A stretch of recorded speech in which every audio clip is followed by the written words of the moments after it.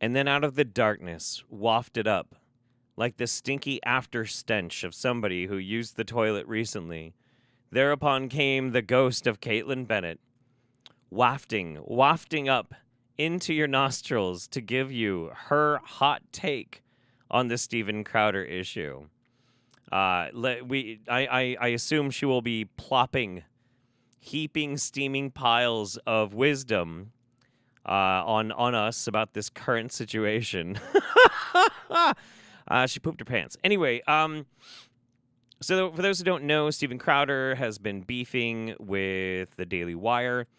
Daily Wire wanted to hire him and had a contract. Contract wasn't that great, but Crowder basically, it's been shown that he was already positioning himself to making his new platform fighting against big conservative movements because he had already registered domain names prior to leaving the network that he was on before.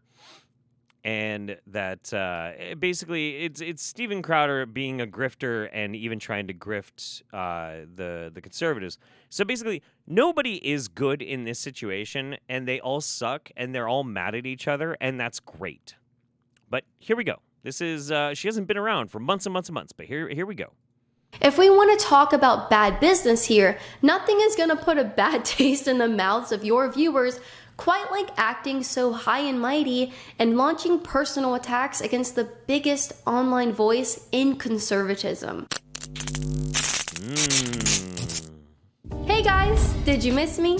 It's been more than a year since I recorded my last video, and there's a lot I look forward to updating you guys on in the near future. Oh, fantastic. I can't wait. I have been missing my Kaitlin Bennett. She is uniquely terrible. And thanks to your support, I've had the blessing of taking this time off to enjoy my first year of motherhood as fully as I can. Good for her. And I've been so incredibly grateful for every second of it. But I'm back now, and I wanted to dedicate my first video of the new year. Holy shit, she looks horrid. She looks exactly the same. Kaitlin Bennett has always looked like this. And the thing is, like, I have no comments whether or not she is an attractive person or not. I don't really care. She is an ugly person on the inside, and I just cannot see anything but, a bad human being when I look at her. To someone who played a big role in my formation as a conservative and inspired me more than anyone to become as fearless as I am with a microphone.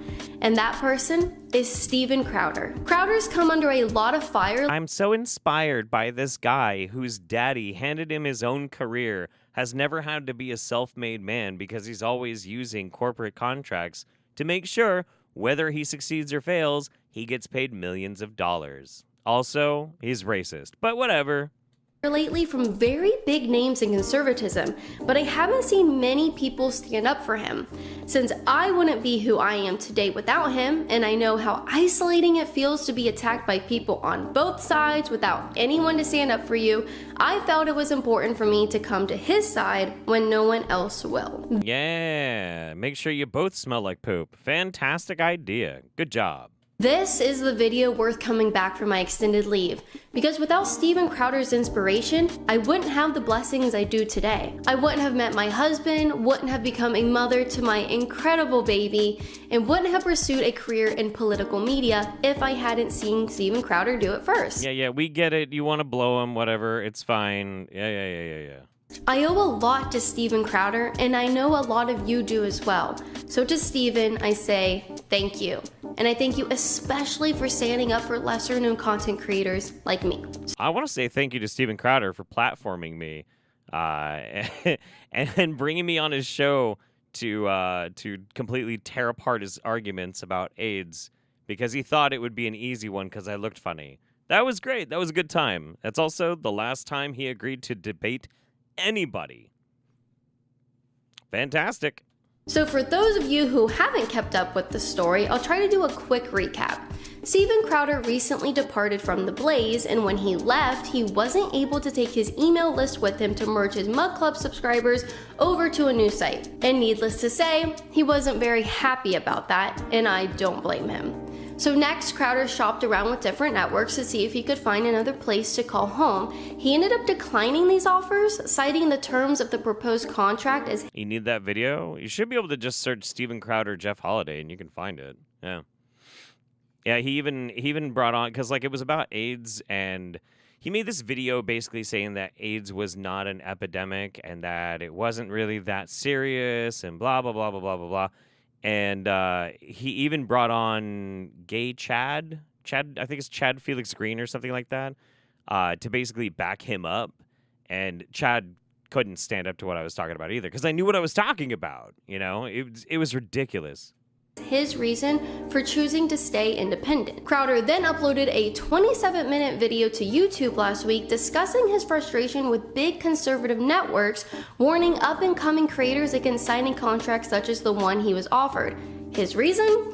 They dock pay from employees who get censored on the major social media platforms. Yeah. If you are making your money for this company on YouTube, and you screw up and YouTube bans you, yeah, you don't get paid.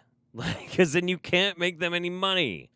Which Crowder argues effectively makes big tech rules the corporate policy of conservative networks and penalizes their creators who break whatever arbitrary rules big tech comes up with. That is wildly inaccurate. But also, the other thing you got to keep in mind with the whole Steven Crowder thing, he got this one offer from the Daily Wire. He never sent a counter offer. Now, the guy who made the offer, I hate to be defending the Daily Wire because they're all terrible, terrible human beings, and they suck. They suck just slightly less than Steven Crowder. That guy has come out saying and admitting that he always writes the most predatory contracts to start with to begin the negotiation process. It's not, this is what it is, or you don't get it. It's, this is our first offer. Like, what is your counter offer? Steven didn't even bother because it serves him more to not do that and instead to pit the conservative movement against each other to see who's going to come out on top. And he's actually doing it rather well. They're ripping each other apart, and I hope they keep going. I'll go over some of the terms Crowder mentioned. Terms he says are worse than those at major networks such as ABC and NBC. I'm gonna throw up a screenshot from his video and tell you guys to pause if you want to go through it. But if you add up the numbers from this contract, Crowder, if he signed with this company, could have faced up to a 110% reduction in pay if he were to face boycotts and be penalized by big tech. Yeah. More than 100% reduction in pay. So don't sign the contract. Oh no. So just don't sign the contract. We're crying and whining and pooping our pants and peeing because like he got offered a contract and then did not take the contract. What? Why? Why would anybody care? If Crowder were deplatformed by every major social media outlet, he would see an 85% reduction in pay, which, keep in mind, is not solely for himself, but is to pay his entire production team, which consists of dozens of people. Furthermore, this company wanted exclusive rights to own his merch store, his email list, and get this, his social media accounts and ad revenue he would make from them. Now, yeah. How much is it? Was it $60 million? They were buying him. And if you don't want to do that, don't sign the contract. This particular clause is something I'm familiar with because I've had friends with already established YouTube channels have to suddenly forfeit all their AdSense money over to conservative media companies in order to work for them. Wow, conservatives might be predatory and try and maximize their profits as much as possible.